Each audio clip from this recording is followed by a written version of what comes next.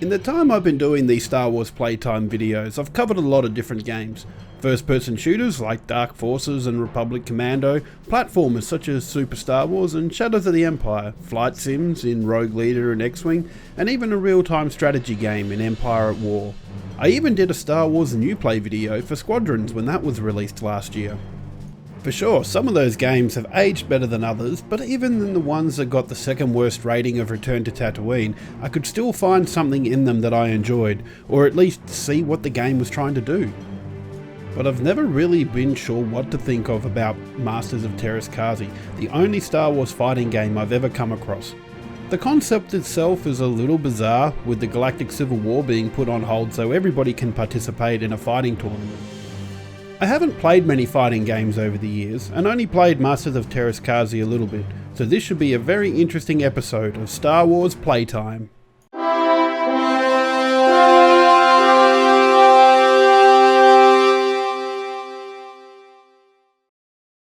I'm a fan of a lot of different types of games, but not really fighting games. When I tried to think back over the years of the fighting games I've played, even semi-seriously, the only ones that really came to mind were Mortal Kombat and Street Fighter way back on the Super Nintendo, along with the different incarnations of Super Smash Bros.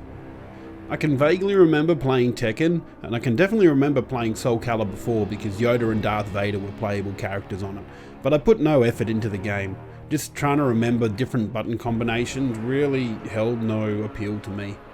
I feel the same way about Masters of Teras Kasi. I remember playing it a bit, but got bored of it fairly quickly.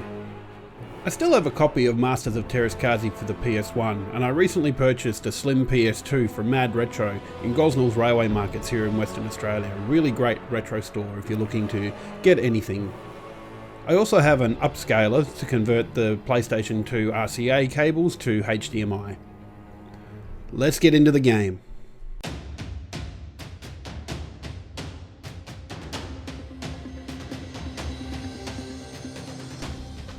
Like most fighting games, there's not a lot of story in Masters of Teras Kasi. Set after the destruction of the first Death Star, the Emperor is out for blood. He recruits Arden Lin, a practitioner of the almost forgotten martial art known as Teras Kasi. The Rebel Alliance learns of this and sends their best fighters to meet this challenge head on. With a story like that, you would expect Arden Lin to either be the final or penultimate boss, but she's actually a playable character, with Darth Vader being the final boss. The base playable characters are Luke, Leia, Han and Chewie from the Rebels, with Arden Lin and Boba Fett for the Empire, along with two new characters created just for this game, Thok, the Gamorrean warrior, and Hor, a Tusken Raider student of Arden Lin. You can also unlock other playable characters like a Stormtrooper, Slave Leia, Jodo Kast, who is a Legends Expanded Universe rival to Boba Fett, and fan favourite Mara Jade, the Emperor's Hand, also from Star Wars Expanded Universe Legends. Arcade mode has you fighting through all the base characters, including a head-scratching battle against yourself before fighting against Darth Vader. Fighting wise, you have your standard array of high and low punches and kicks, with each character also having access to a weapon, which differs from character to character. Some have a lightsaber, some have blasters, while others have different types of melee weapons. To win, you either need to deplete your opponent's health, knock them out of the ring, or have the most health when the time runs out. The stages look okay, but in reality they only really differ by their backdrops, which kinda look the same to me a lot of the time, and the fighting arena itself is just a big square. Masters of Teras Kasi is also a 3D fighting game, and by that I don't mean the character models are 3D, I mean the fighting arena is 3D, so you can circle around your opponent. I have enough trouble trying to keep track of my moves in a 2D fighting game, and this game wants me to move in circles as well? No, we're not doing that. The game also seems to want you to use fast reflexes, but doesn't really allow for that in characters' movesets. By the time I saw my opponent making a move and I tried to counter it, it was too late. The blow had connected and I was getting pummeled. And it wasn't as if I thought my skills were better than they were either. I started on normal difficulty and could barely win a round, let alone the two I needed to progress to the next opponent. I had a better time on easy and got up to the final fight, but even then I couldn't beat Darth Vader. On easy. And then we've got the in-universe reason for why all these characters would be fighting against each other. You can understand rebels versus the bad guys, or even bad guys versus bad guys, but in the name of the Force, why would rebels fight rebels? Especially these rebels. Han and Chewie would never fight, and even if they did, it would be laughably one-sided, with Chewie ripping off Han's various appendages and beating him to death with the soggy ends. A better story reason would be that Jabba the Hutt has kidnapped them all and was forcing them to fight. Sure, it's still bad, but not as terrible as what we got. Then you got the weapons. Let's put aside the fact that a good blaster to the head will send pretty much anyone to meet their maker. This game tries to tell me that you can block a lightsaber with your hands. Think about that for a second. Then remember how Obi-Wan disarms his opponents.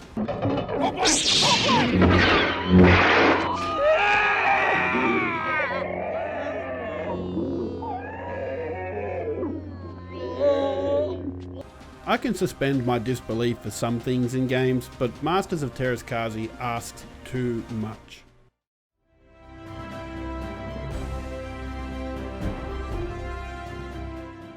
Masters of Teras Kasi is the Star Wars game nobody asked for. I have no idea why it was made, and no idea how somebody thought it would be a good idea to release it at all. I tried, I really did try, but I cannot find any redeeming qualities in this game. It expects quick reflexes to deal with countering moves, but gives you no moves that actually can be done quickly. And the story just makes no sense. The best thing I can say about this game is that the backdrops of the stages kinda look okay, but then the stages themselves are pretty much all the same. The unlockable characters are a nice touch, but when they're hidden behind finishing survival on arcade mode with specific characters on Jedi mode, I'm not even interested in attempting that. While I have a nostalgic attachment to hard Star Wars games like Super Star Wars, I don't have that with Masters of Teras Kasi, and I see no reason why someone would want to put themselves through that to play this game. With all that in mind, I give Masters of Teras Kasi my first ever Star Wars playtime rating of Stormtrooper Aim.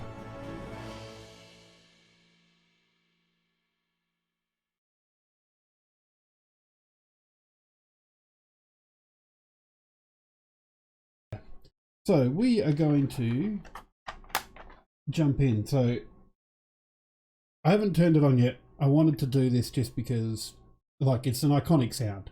You've got to listen to this. So on we go.